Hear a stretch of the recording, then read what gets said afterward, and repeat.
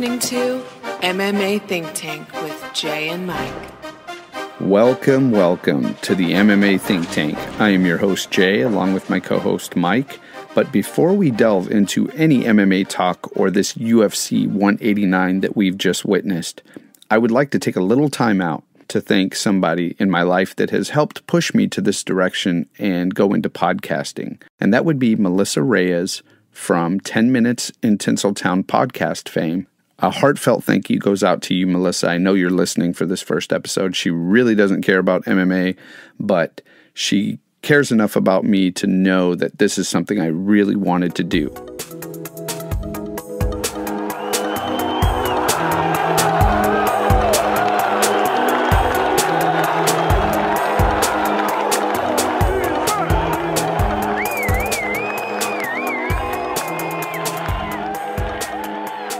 Okay, Mike, we just witnessed a great night of fights, and going into this, it was originally Jose Aldo versus Conor McGregor. What did you feel when you first heard the news that Jose Aldo pulled out of this fight? Well, this fight was hyped up so much, and deservedly so. So when I looked online and saw that it was no more, I basically went, "No, God! No, God, please, no! No! My feelings exactly. No!" Let's get into the main event, okay? Because I'm sure everybody wants to hear about the main event. So let's talk Conor Mendez. When I heard that Mendez was going to take over to fight McGregor, I thought, okay, well, questions can be answered here. Either he's going to be able to beat a wrestler or not. And I feel that that question was answered. What do you feel? It was answered, and there really is no lingering questions on this. There's no better wrestler than Chad Mendez. Frankie Edgar is a great wrestler, but Chad Mendez is the cream of the crop in the division. I agree. That's pretty much it. Yeah. I think that you could say, well, they didn't have a full camp and all that, but it comes down to it. Mendez said himself that Conor just had his number, basically. Yeah, I agree. And you know what? There was a little bit of I don't know if it was an altercation or Frankie walked up to the octagon. I don't know if you saw that. I don't know what was said. I'm sure we'll hear later on tonight what was said between them. But I'm sure Frankie said a few words and maybe Conor called him out. I don't know. But I really don't think Frankie has the tools to beat Conor, personally. I just don't see it. The way I looked at it was Frankie got up there showing that he's not afraid for Conor, but kind of in a gamesmanship way of congratulating him, but letting him know, hey, I'm still here. We're gonna fight, and that's kind of how I looked at it. But I agree, Jay. Basically, Frankie is a great wrestler. He puts together better combinations, maybe strikes, but he doesn't have that power as much as Mendez does. So I see Conor maybe losing the first round if he does, but gaining the advantage after figuring out the timing. The length will be just so much. Yeah, I totally agree. And I think, he's pretty fast for a tall guy, too.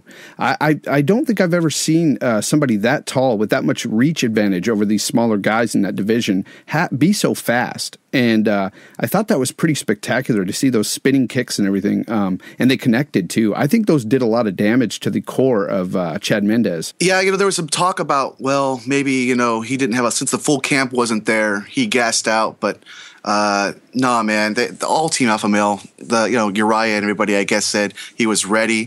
McGregor just puts it on you, and all that hype is gone now. It's the truth. I mean, he puts it on you. You have to worry about it. Yeah. And sometimes it doesn't look like it hurts, but you see when the guys go down, it hurts. Yeah. I agree 100%. I think that the hype is real. I think it's no longer a hype train at this point. He is the interim champ, and he's going to have to be dealt with. Aldo's going to have his work cut out for him, if he's going to beat McGregor. I think it's going to be a long shot for him to beat him in the stand-up game, personally. I am... if there's one problem I've had with picking fights sometimes, and is picking the veteran over the newcomer. And this is one I have no problem in picking. Aldo is not going to win this fight. He's got a fighter's chance. He's got a champion's heart. There is no doubt about it. And if he wins this fight against Conor, I would be surprised, but not superly surprised. I just think Conor's got all the games to beat him. You know, and that's the thing about McGregor. It's that confidence he's got. He's got that swagger. Like, he comes into the octagon like he owns it. And that's what amazes me most about him, is that he really isn't scared of anybody in the division. There's nobody that scares that man.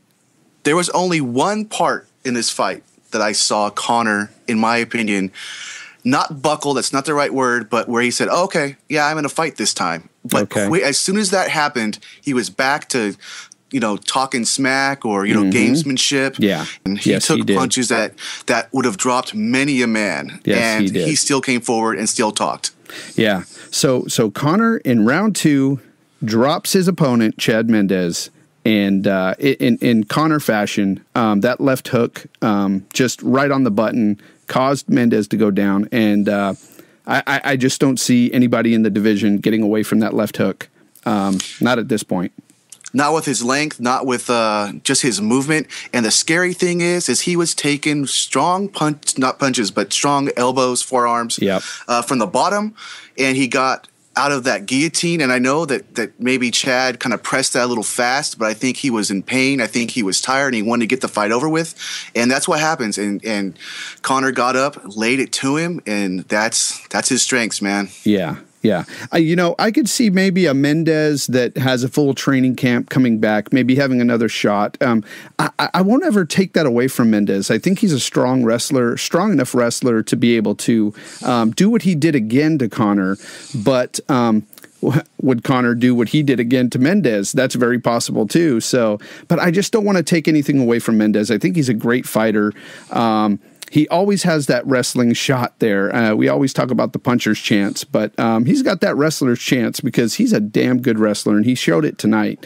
Unfortunately, it didn't go his way, but I wouldn't doubt down the line we're going to see a Mendes-Conor too. It's going to happen. I believe it will, because I think Conor will beat Aldo, and we'll be seeing Mendes back in that octagon for that belt. Yeah, I actually agree with you on that for sure, because Mendes is one of the most complete fighters in the game. He's got the striking. He's got the wrestling. He submits people. He's just fighting a guy that it's just his time, I guess, whether it's ordained from God, it's fate, it's, the bones, whatever you want to call it, man. Yeah. And well, it's hard work, I guess, as well. Yeah. And he's part of Team Alpha Male. They're no joke when it comes to the wrestling, the elbows, the guillotines. And we saw Conor get in trouble a few times there. And he was able to persevere and get out of that and knock him out. It's crazy, but what a great fight. So Robbie Lawler versus Rory McDonald. You go. Yeah, man, what a fight that was. And normally when I watch a first round of especially a 5-round fight, and they're kind of feeling each other out, they're not throwing many punches, I get bored. I know what they're doing, but I get bored. I was not bored with that first round because I knew anything could happen at any moment. And that's what I thought that first round. Jay, what did you think on that first round? Well, I thought that immediately when I saw Robbie and Rory kind of feeling each other out, I think I was the opposite. I think I was a little bored at the beginning of that round. I felt that they were being a little bit too timid. And I know for Rory, that's old hat. He's usually that way.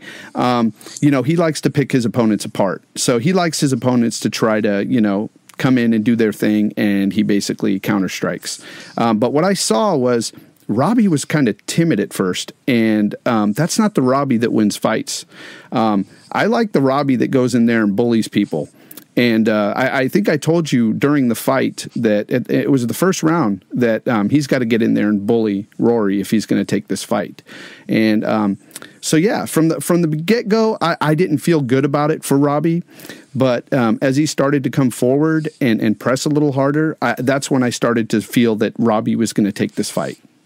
Now, let me ask you a question on that, because this is something that they kind of talked about on the broadcast, is that this could be the new Robbie Lawler. This guy is going to take his time, but he's still got his power. I think I agree with you. I just think they need to harness both of that. I think he just needs to come forward a little bit more, still not worry too much about getting tired or getting caught. Just kind of mix the two together, because sure enough, like you said, when he took it to at the end of the fight, that was the Robbie Lawler that got him to the title. Yeah. And I think it's just an amalgam of both those thoughts. Yeah, definitely. But as the fight progressed, Mike, I felt that the fight got better and better. And I felt that Robbie and both Rory were getting more confidence as the rounds went by, especially I think it was round 3 where Rory really started to open up, not just in his face, but also in his punches and kicks, because his face was pretty damaged at that point. But he was actually coming back, and he looked like he hurt Robbie a few times. And so anyway, I felt the fight was great. What did you think? Yeah, it was one of the best title fights I've seen. And to piggyback off round 3, give Rory McDonald 30 more seconds, and he wins that fight possibly. I mean, he had him on the ropes, as the saying goes. But Robbie Lawler's a champ, and he takes punches, and he takes them well. And he survived, and it continued on to be a great fight. Yeah. Punches here, kicks there. I mean, just heart all over the place. And I agree. The way it ended was just great. Yeah, I felt that during that round, if there was another 30 seconds, you're right wholeheartedly. I mean, I'm behind that. I think that Rory could have taken him in that round. Unfortunately, there's only 5 minutes around, and Robbie pulled through, and we had that great TKO at the end in the 5th round, which was so fitting for a title fight. It's so nice to see a fight, finish, especially for a title fight, so we get a definitive winner. That was amazing to watch. That was one of the best fights I've seen in a long time. Fight of the night for me, I'm not sure, but because there were so many great fights, I could not believe how great they were tonight, Mike. All finishes, Jay. All finishes. Yeah, it's for the main card. It's just amazing. What did you feel about Dennis Bermudez versus Jeremy Stephens?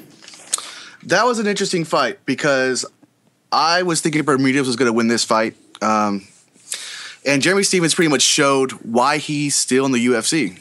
He's not just an exciting fighter. I mean, he is an exciting fighter, but he's durable. And he beats guys in the top 10. He may not ever fight for the title, but he's there to show you that if you want casual fans, if you want to watch a guy who's going to throw it on the line, he's there to fight. And it was just a perfect, a beautiful fight. Yeah, I thought Dennis Bermudez was winning this fight too, going into it, because here's an up-and-comer that I thought was just going to steal the show, beat Jeremy Stephens. I thought it was going to be a great fight, and it was.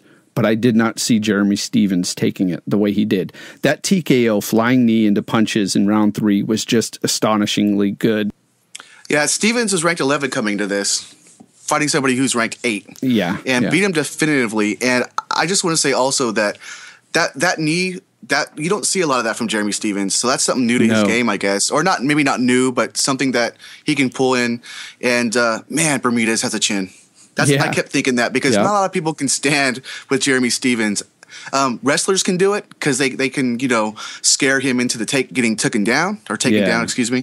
But yeah, that was just a back and forth. Yeah. Great fight. I agree. And great fight. And the next fight we saw was Gunnar Nelson versus Brandon Thatch. What did you think about that fight? Gunnar Nelson has shown again why he's still he's not a prodigy. He's an up-and-comer. He's a prospect. He lost his last fight by split decision. He was winning, a lot of his fights in the UFC then. I think it was maybe 3 fights. He just basically got up on the ground, showed him what he does best with his with all his BJJ, and I don't know what's going to happen after where he goes from here, because he was on a roll, and now he's got that fight now, and I'm in now, so. And I believe Gunnar Nelson to be a legit fighter. Yeah, he's a prospect still for sure. I mean, he lost his last fight by split decision, but it was still a really good fight. And we're going to have, these guys are going to have those types of fights coming up. Rarely do you have, a Fyodor Emelianenko, a John Jones, where these guys just, run roughshod through people. I mean, yeah. Even George St. Pierre had his a loss or two and things like that. But, Gunnar Nelson, he's known for his Brazilian Jiu-Jitsu, his ground game, but, he laid out a 1-2 on Thatch that had him buckled and ready for the submission. And it was really a thing of beauty, and it shows how much he's grown. It really was. It really was. I knew coming into this fight, I pretty much had Gunnar picked for this one. In the first fight, we caught Brad Pickett versus Thomas Almeida. Were you expecting that outcome at all? I mean, I personally had Brad Pickett winning that fight when I was looking at it on paper anyway. I figured Almeida was going to lose to Pickett. What did you think, man? Well, what kind of 20-0 is this guy he's fighting? That Brad Pickett is fighting. He's 20-0, but I haven't seen him fight anybody in the top 10. I haven't seen him fight anybody in the top 15. Yeah. So you just don't know what's going to happen against a guy who's a proven veteran. Mm-hmm. So I by default basically went with Brad Pickett. Me too. And I guess we were wrong. Yeah, well, hugely wrong. And what was crazy was, for me, that was KO of the night. Personally, that huge flying knee KO in round 2 was just amazing. That was the best flying knee since Cub Swanson and Aldo with that 8-second finish. WEC. Yeah, in the WEC. Now, Mike, I want to touch on, I know this was in the prelims, but it was the headliner, Matt Brown versus Tim Means. Coming into this fight, personally, I'm a huge Matt Brown fan. Nothing against Tim Means. I think Tim Means is an awesome fighter. I think he's a beast to be reckoned with. And to watch this fight and to see it go down in typical Matt Brown fashion was pretty crazy, because how many times have we seen Matt Brown just come back from so much adversity and getting pounded on and come back and win a fight? It's crazy. Jason, the better question is, when have we not seen that? Yeah, and that's exactly. why he's so exciting. And I know you've been a big fan of his for a long time, and I'm kind of a fan of his. He's one of my favorite fighters to watch. How can you not watch this guy? I thought it was kind of stupid to have him on the prelims simply because he's such an exciting fighter, like you said. I agree. I guess they wanted to get you to watch the prelims, which they kind of do. They did it with Uriah. But what they did do for some people that, maybe you got too excited about the night of fights, you thought it was over, you turned your TV off, get your recording back on. They showed that fight at the end of the main card. Yeah, people. So stop listening to us for a second, go watch it. Yeah, if you missed it, you must watch it. Of course, Matt Brown wins with a choke in round 1, and it was beautiful. You guys need to see how this man just keeps coming back from getting pummeled and just wins. He beats fighters, and it's crazy to watch. Yeah, going into this fight, Jay, Tim Means, I knew that name, and I knew he was tough. And when I saw him walk to the cage, I said, oh, yeah, that guy. Yeah. And if I say, oh, yeah, that guy, you've got a good fight on your hands. So Matt Brown, he doesn't rise in the rankings for being an unranked guy, but it shows that he's still a contender. I mean, his only losses in the last, I think, 9 fights have been the last 2 fights previous to this one against Hendricks and Lawler. Yeah. And guess what? They're both champs. Or exactly. Champs. He's beaten Eric Silva, which was a big up-and-comer for a while, by TKO, mind you. Yeah. Mike Pyle by KO. Jordan Main. Mike Swick. He's beaten all these guys, and then he loses to Robbie Lawler and Johnny Hendricks. And, of course, I mean, those 2 guys are the best in the division right now. So, my hat's off to Matt Brown for winning again. But what's next for Matt Brown? I don't know, because he's at that point where I think he's not going to go further than where he is. And I don't, whether that's because of his fighting style, whether it's because the guys are just better than him.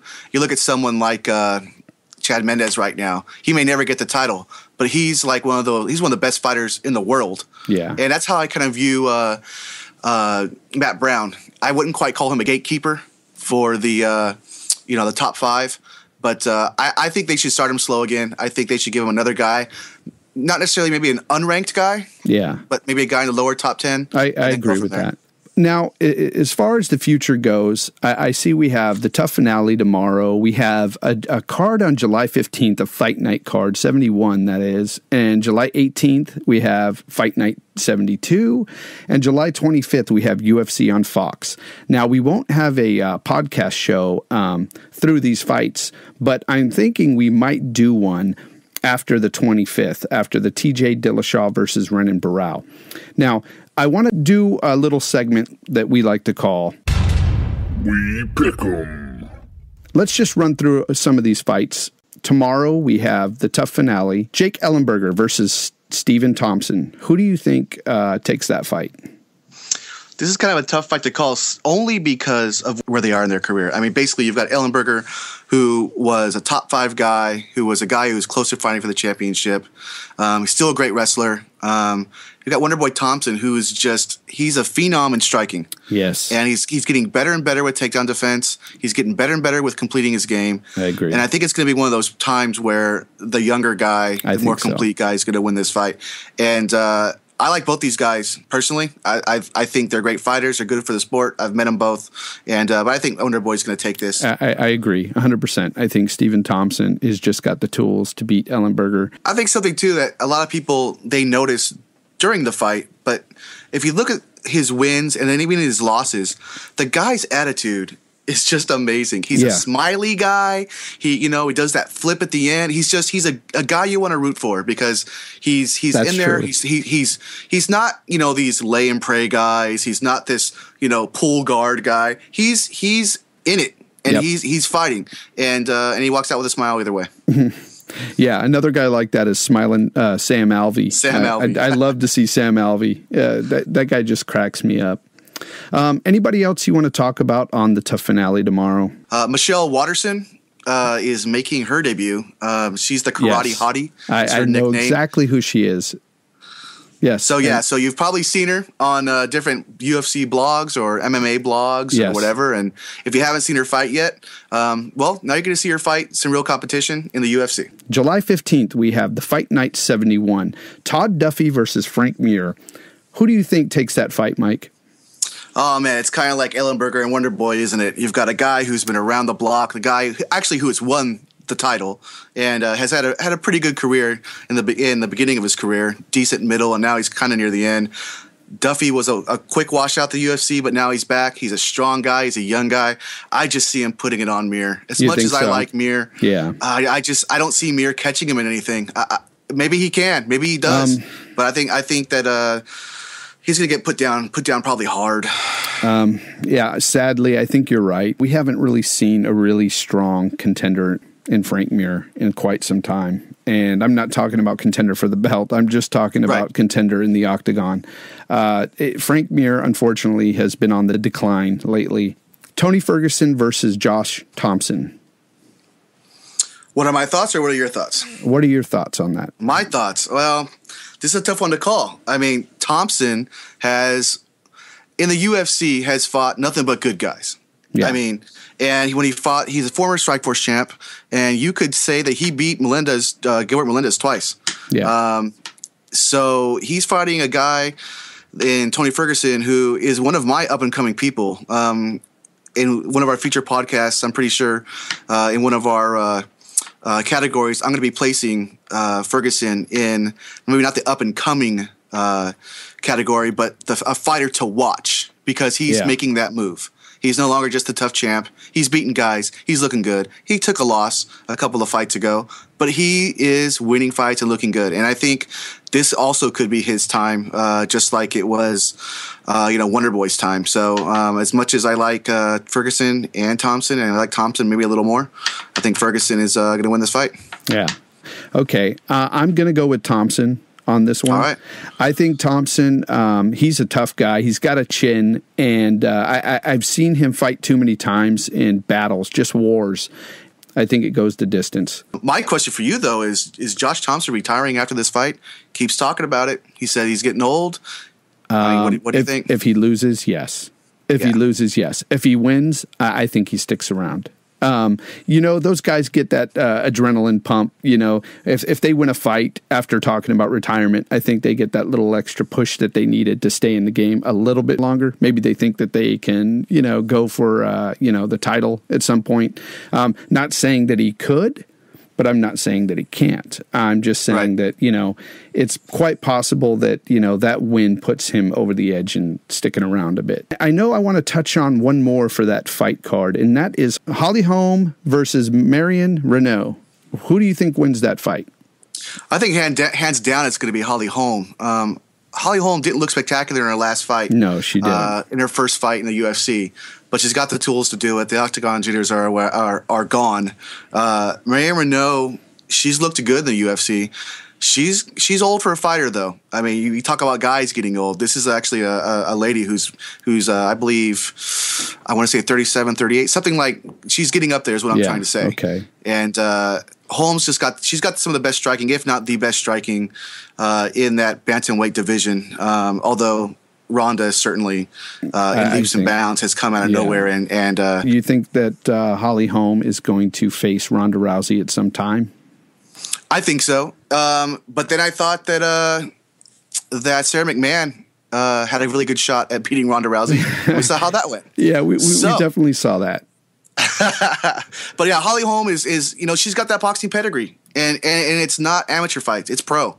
And if she were younger, even though she's not too old for her time, if she had started a little bit younger in the MMA game, I think she'd be more complete by now. We'd be seeing a great fight. But I do think Holly Holm wins this fight. She's going to beat Marianne Renault. She's got pretty good takedown defense, and I think the striking is just going to be too much. I agree with you. I know there was basically first fight in the UFC jitters for Holly Holm. I totally believe that too. So I think Holly Holm does win this fight against Marianne Renault. Yeah, it looked like a video game out there, that first fight. Like, basically her opponent was the CPU, and in a training mode, and she just kept punching and kicking, but she wouldn't go down, and that's how I viewed it. So something was off about that fight. Yeah. What do you think happens with this other fight on that card with Manny Gambarian against Scott Jorgensen? What do you think happens to Jorgensen if he loses? Jorgensen is the slide he's on is kind of it's I don't want to say it's surprising, I guess, because he's been around for a while. It's tough to remember how long the WEC was ago. I mean, these guys have been fighting. They might be new to the UFC, but they've been fighting in the WEC for years. Well, Scott Jorgensen has. And I don't know. I think that the guy is still an exciting guy to watch. I think you put him on, Fox Sports 1 cards, free cards, even if he loses. But it's tough to really keep your spot nowadays with all these new up-and-comers. Yeah, and I'm worried about him because in the last 5 fights, Mike, he's only won 1 fight against Danny Martinez, and that was a decision win. Okay? Yeah. He's lost to Wilson Reese and Zach Makovsky. That's fun size, by the way. Yeah. Uriah Faber, of course, but he's Uriah Faber, so I can understand that loss. But as far as what I'm saying here is 5 out of the last 5 fights, he's lost 4 fights. I think that, if he loses this one, Mike, he could be in danger. I think he needs to win this fight, personally. Yeah, and it's interesting because some people will say, well, there's so many fight cards now that you keep some of these guys, and some of the times people say, well, there's just too much talent out there to keep certain guys around. And I'm still on the fence on that. But you're right. That the key thing that I picked up on what you're talking about is that, to me, Scott Jorgensen should have beaten a lot of those guys, not Faber. And I understand losing to Zach Makovsky. But those other guys, he should have at least won most of them. I feel that he should have beaten all those guys. And basically, he was actually subbed by them. So it's not good. Not good at all. Now, on to the Fight Night 72 card. We have Michael Bisping versus Thales Leites. Who do you think wins that fight? I'm still going Bisping. I mean, both of these guys are they're at the, I don't want to say the end of the career because that's not the right way to put it, but these guys we've seen their best as far as they're going to go. But Bisping still has a lot more. If Bisping had any power in his hands, he could have fought for the title. But the guy's striking is just so good. I think he's game enough and more of a veteran. He's not going to get caught by Thales Leites on the ground. I just don't see where Thales Leites wins this fight, even though Leites has come back from a good run outside of the UFC and some of the smaller shows. Yeah. I'm in agreement with you. I think Bisping takes this fight. His striking is just too good for Leites. Evan Dunham versus Ross Pearson is another one I wanted to touch on Fight Night 72. Evan Dunham has been, he was one of those guys that was on a tear for a while and then kind of fell off. Well, who do you think takes this fight between Ross Pearson and Evan Dunham? I agree with you, and I think Pearson wins this fight. I think Evan Dunham is one of those guys who got caught in another level of the UFC fighter, jumping him. These guys that are training better now with, better schools, all around training, where instead of coming up from wrestling or coming up from Brazilian Jiu-Jitsu. And I think he just got overtaken by another class of guys. Doesn't mean Dunham can't win fights. Doesn't mean he's not a good fighter, because he is. That's why he's, I think, the second on this card. He's the co-main event. But Pearson, he looked great in Tough. He after Tough, he kind of won some, lost some. Now he's, even though he's still winning some, losing some, I think he's won his last 2 or 3. And if he hasn't won his last 2 or 3, the last 2 or 3, he's looked great. His striking has looked on par. Evan Dunham, looking at his record, he's lost 4 out of his 6 last fights. As far as his last fight, he won against Rodrigo Dam. Okay, Strikeforce veteran, and it was a veteran. And it was a decision win. So again, not looking so good for Dunham.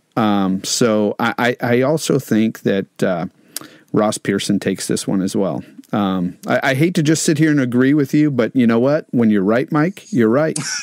So we've been watching this sport for a long time, man. Yes, we're going to disagree sometimes. We only have once or twice, but you know what? It's going to happen. Yeah, but usually we agree on a lot because we do watch the sport a lot, and we pretty much know what's up with these fighters. Tonight, I think we disagreed on Thompson and Ferguson, so I think we'll come to fisticuffs after that's over. Oh, I'm sure we will. So now I want to get to the July 25th UFC on Fox card. TJ Dillashaw versus Renan Barão. Who takes it? Okay, Jay, do you think that first fight was just a weird happenstance? No, or do you think not at all. That was TJ Dillashaw coming together with well, you know what? You already gave me your answer. I heard you, so I'll stop talking on that. And I'm going to pick Dillashaw too. I just think that the guy, just because he doesn't look like a fighter, he looks like a guy that I could pick up and throw across the room. And I know I can't do that. And No. Renan Barão couldn't do that. And I don't know if the fight's going to be as one-sided as the first one was. But if you remember, Jay, cutting weight for Barão, he slipped, hurt his head, bumped his noggin, and they had to pull him out of the fight. That first fight, I think Dillashaw is in his head, and I think he wins this fight again. Yeah, I totally agree 100%. Another fight I wanted to touch on here is Jessica Ai versus Miesha Tate. I know Miesha Tate's been one of your favorite female fighters for quite some time. Who do you think takes this fight and why? I think Miesha Tate is still a high-level fighter. I know she's had her ups and downs right now lately. Kat Zingano was really brutal knee to the noggin on her, and of course the 2 fights against Rousey. Mm-hmm. But I don't think Ai's at that level. I think that Miesha Tate's going to take her down and just control it. I don't know if she finishes it, but I think she'll control it for the 3 rounds. I 100% agree again. Jessica Ai, I don't think has the tools to beat Miesha Tate. Miesha Tate is an all-around fighter, complete fighter. Her last 3 fights, she's beat Liz Carmouche, Rin Nakai, and Sarah McMahon. No slouches there. And she's beat them all. Yes, they were decisions, but it was definitive. The McMahon fight, tell me your thoughts on that fight, because I picked McMahon to win that fight. Great wrestler, silver medalist wrestler. She got Miesha Tate on her back. Should be done, right, Jay? Yeah, it should have been done, but it wasn't. And that's the thing, Mike. With McMahon, you would think that a wrestler of that caliber would take her down and stay on top, but it didn't happen. She's just so game. She goes for it. Even that knee from Kat Zingano, she's still trying to get up. She's still trying to fight. So. Yeah. And you know what? Look at the fights she's had with Ronda. I know that they weren't pretty for her, but you know what? Ronda. No one's done better. Exactly. And with that arm bar, you're not getting out of it. And how long did she try to pull through with that pain? She's game, and she's definitely going to beat Jessica Ai. In my title fight if she wins. No. We don't go there yet. No, Tate's got a few. I'd say maybe a couple more fights, top 5 fighters, and maybe you can give her another shot. But there's so many other new people coming in and everything. So Well, hey, we got Rousey to talk about coming up next month, so I'm sure we'll be talking about that some more too. Baich Kohea. That was Baich Kohea, correct? Baich Kohea. Yes, it's actually, if you see it in the English language written, it looks like Beth or Bet. Yeah, Betty. But they call it Baich, so it's Baich Kohea. Also on that card, we have Takanori Gomi versus Joe Lozon. Who do you think takes this fight? I'm pretty confident in Joe Lozon. Me too. Gomi, great in Pride, for whatever that means to some of us. Some of us think Pride was really good for its time. Some of us believe, it was some staged fights here and there. Some, not the best competition. I think it's a mixed bag of both. Yeah. But Gomi's, since coming to the UFC, he's actually been the second biggest letdown next to probably Kid Yamamoto. And I don't say that because they're both Asian. I say that simply because these guys were the top of their divisions in overseas. Agreed. And so I'm confident in Joe Lozon, probably by sub. Probably. That's probably my guess. I would guess the same thing. I'm just going to say Joe Lozon. That's it. Enough said. Joe Lozon wins that fight. Mike, this week we've basically had a couple of news articles come out on a couple of fighters. News Corner. Well, this week, Mike, Travis Brown was accused of spousal abuse by model Jenna Webb. She posted some disturbing images on Instagram, and there are huge bruises on her body. And basically, Travis's management claims that the reports are unfounded and basically, points to Jenna doing this to herself. I would hope that's not the case, but either way, the truth will come out. There is an ongoing investigation into this. This is a serious issue that we've seen both in the NFL, and we're seeing it in pretty much all sports nowadays. If it comes out to be true and Travis is guilty, I think a stiff punishment should be in order because abuse should not be taken lightly. What do you feel about that? Yeah, when I first saw the story, and it's not being covered on all the MMA sites or whatever.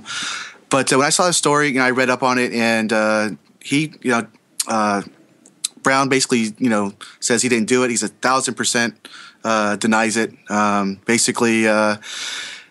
There's been no charges that I've seen, and the reason if there have been and I don't know about it, that's only because I stopped reading about the story after the first read.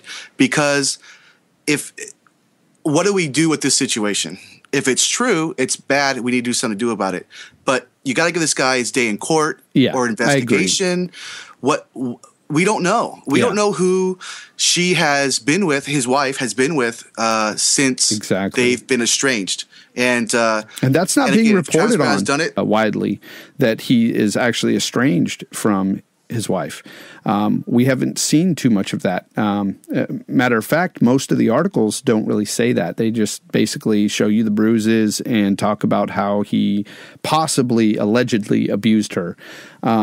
Which is, sensationalism, of course, that sells papers and it sells, news stories. But it's a bit misleading to leave that bit out there that they've been estranged. But that aside, like you said, he should have his day in court. Hopefully he comes out of this and he didn't do these things. Yeah, Jay, and I would hope any woman would go to the police. Yeah. Right then. Yeah, exactly. Because apparently it was like 5 weeks after the altercation. I don't know. It's been 5 weeks, or something like that. And we can't get into somebody else's headspace. I mean, we can try when it comes to whether it's abuse, bullying, or whatever. Agreed. But let's just hope this pans out. Hopefully, it didn't happen. If it did happen, repercussions. Yeah. Who was the fighter that just that went through that a couple of years ago and was acquitted of all charges? Well, Anthony Johnson, or the charges were dropped. That's right. Yeah, I guess his ex-girlfriend or ex-wife, either way, they'd been together a long time. And she said that he had choked her, and then suddenly the charges were gone. So yeah.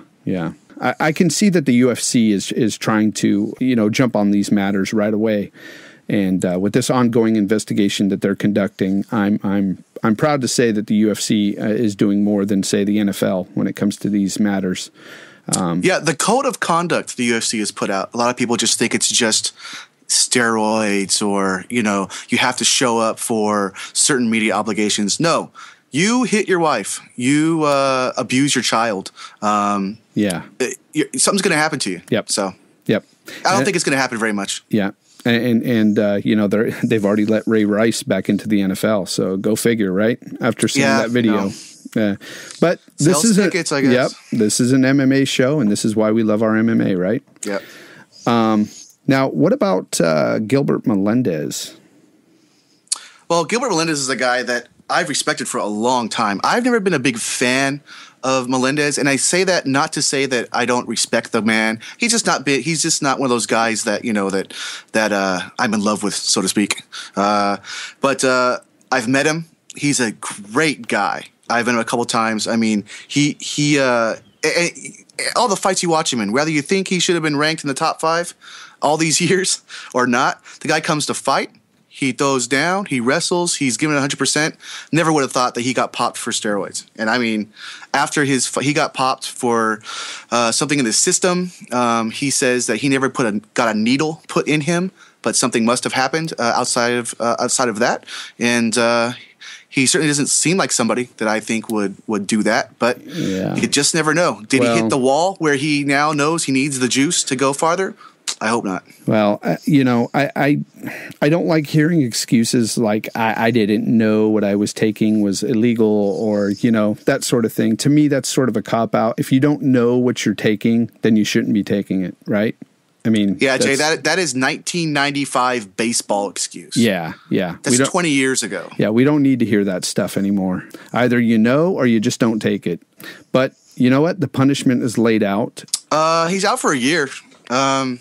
So maybe because that's his first offense, he's out for a year. It's going to be tough on him for sure. But I think what I'd worry about is he's 1-3 in the UFC. And with only one win over an aged Diego Sanchez, he almost lost that fight near the end. Yeah, he did. So the UFC, I don't know what they can do. I haven't read up completely on their code of conduct or whatever, but they could let him go. I don't know if they will because he's still a good fighter, and they still have that Mexican market they want to go into. So, or does he take a pay cut when he comes back? Yeah, that's probably my guess. There's going to be some stipulation. That's what I'm thinking. Because like you said, he hasn't looked great, and hey, you got popped for steroids or some substance that has been banned. We'll just leave it at that. Hopefully Gilbert Melendez can turn things around. I hope he does for his sake, and he comes back stronger. Yeah, and I think he will. I mean, I don't think he's going to get to the top again. He had a great fight with Benson Henderson for the title. Man, I was there. It was just insane. That could have went either way, and luckily it went Benson Henderson's way. I say that simply because I'm a big Benson Henderson fan, but if Gilbert Melendez would have won that fight, I wouldn't have said boo about it. That's how great that fight was. So he's fought some good guys. His career's, not over, but man, a year off, and with the headscape of basically dealing with this problem. Yeah, I agree. Fight of the night. Who got fight of the night, Mike? This is a hard one. I have a really hard time picking because they were all such great fights, and this is a rarity in these UFC pay-per-view cards. So if you had to pick one, which one would it be? Well, let me preface this by saying fight of the nights a lot of times are sometimes based off who's fighting and what they did. Yeah. A lot of times, like we'll give our top tens, at some point later on in future podcasts, or even on our Facebook site, they'll be up there. But fight of the night, it's I'm gonna go probably with Conor McGregor, and I'll tell you why. Because even though in 5 rounds with Lawler and McDonald. And it was a great fight, and I was really on the edge of my seat the whole time. Man, I was almost falling off the chair for the Conor McGregor Mendes fight. They did exactly what we wanted to see. Can Conor, deal with the wrestling? Can Chad get inside? Everything was answered there, and it was an exciting fight. And very exciting. I got to go with that. Yeah, see, I have a hard time picking between Robbie Lawler and Conor McGregor. And those two fights were just so damn good. But you know what, Mike? I don't want to seem like a copycat, but I'm going to have to go with Conor McGregor versus Chad Mendes. I agree with you. I was on the edge of my seat, and I at any time, either one could have finished it, And it happened. Conor did finish it, but before that, at any time, I was expecting Chad to rain down these elbows and just finish the fight. I don't know if you were feeling that way, but I thought that it could go that route. Every time he'd put Conor on his back, I was seriously worried for Conor. I thought that he was going to get rained down with some elbows, and that didn't quite happen. I mean, he was pretty good at defending those elbows, I thought. He avoided a lot of them. He took some tough ones, though, enough to where they weren't going to stand the fight up. And I remember seeing Conor kind of looking. I think he was looking to the ref. I think it was Herb. I think it was Herb Dean. Like, are you going to stand this up? And I was saying, no, you don't. This shouldn't be stood up. He's landing some good stuff. But Conor McGregor, he held his own. He took some shots, evaded some shots, got up, and finished the fight the way he did. And that's kind of what I'm talking about, is that we saw all these different things. Chad did what he was supposed to do. Yes. And then Conor did what he was supposed to do. And I think at the end of the night, we got what we wanted, I think, if we're being honest with ourselves. And we had questions answered. Yeah.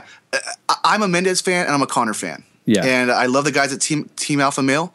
I live, near Sacramento. So, it's just one of those things. But we all want to see Conor McGregor versus Jose Aldo, don't we? We definitely want to see that. But we've already talked about that a little bit. We're both in agreement that we think Conor's going to just run through Aldo. Yeah. I don't see it happening in any other way, unless for some reason Aldo decides to use his BJJ and subs him somehow. But to get somebody down first is the key. And I don't think he has the wrestling tools to do that to Conor McGregor. What about the elbows that Conor was raining down from the bottom on Chad Mendes? What do you think about that? Oh, those are legitimately illegal elbows. Okay. There's like 3 in a row, I believe. And I can't believe Herb Dean didn't see it, or it's possibly he was at an angle he couldn't see it. And I didn't rewind it because the fight was that good. Okay. I didn't want to get it out of the fight, but there was 3 really tough ones to the noggin. I saw those too. And while they're illegal, I don't think that changed anything, because it paused for a second there where, Chad stopped and Conor stopped and they both looked to the ref. And when Mendes was asking, hey, he's hitting me with an illegal elbow, it played no real role in the execution of this fight or the finish of this fight. These elbows didn't change the fight. I don't think we're going to get a night of fights like this for a long time. We had finishes in every fight in this main card. I can't remember the last time that happened. I just can't remember it. Yeah, because it rarely happens, and when it. And it wasn't just knockouts, and it wasn't just submissions. It was guillotines. It was rear naked chokes. It wasn't just one or the other, submission or knockout. It was TKOs. It was just one punch knockouts. Yeah. It had it all. If you want to get somebody into a fight to the UFC, play them that. Matter of fact, if you're listening to this podcast and you didn't watch these fights yet, buy them out on pay-per-view tonight, tomorrow, and watch them in HD. Yes, for a newcomer to want to get into MMA, these are great night of fights to watch to get into MMA. If these don't pump you up, then you're not a fan of MMA.